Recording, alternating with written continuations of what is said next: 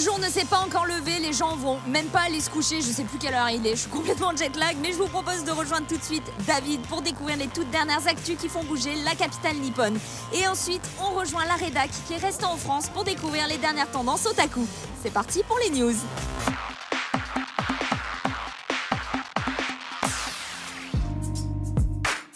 Konnichiwa, salut à tous. Aujourd'hui, nous sommes à Tokyo, dans le quartier de Yurakucho, et je vous emmène au Art Fair Tokyo.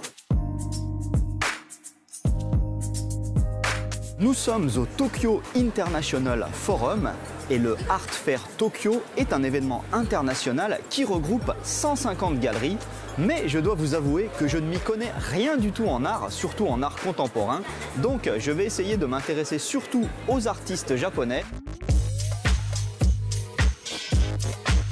Me voici sur le stand de la galerie UG qui se situe à Tokyo, et là on a plein d'exemples de pop art japonais, à commencer par les œuvres de Takayuki Niwa, comme cette espèce de gros bébé sumo qui ressemble un peu à un Bouddha et qui porte un bol de riz.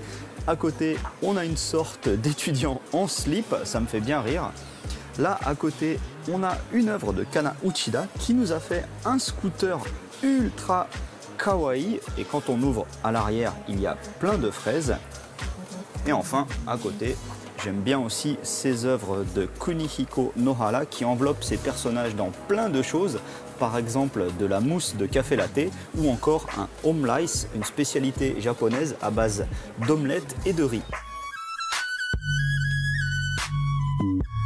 Me voici maintenant sur un stand qui me parle beaucoup car j'adore Ultraman, et en fait la société de production d'Ultraman, Tsuburaya Productions, a donné carte libre à un artiste japonais très connu qui s'appelle Yuji Murakami pour qu'il fasse des œuvres basées sur l'univers d'Ultraman à l'aide d'une technique de peinture traditionnelle japonaise qui utilise notamment des cristaux de pierres précieuses concassées pour en faire de la peinture. C'est pour ça qu'au final les tableaux sont très chers. Celui-ci par exemple coûte 18 000 € et le grand à côté 82 000 €.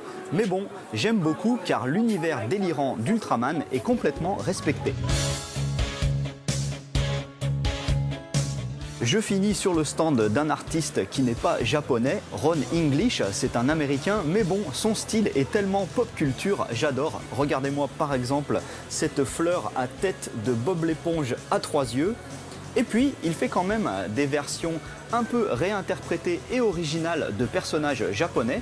Par exemple, ici on a la version squelettique, on va dire, de Peko-chan, une mascotte ultra célèbre d'une marque de bonbons japonais. Voilà, même si je ne m'y connais rien en art moderne, j'ai beaucoup apprécié cet événement car il y avait des tonnes d'œuvres bien délirantes et originales. Allez, à plus, ja ne.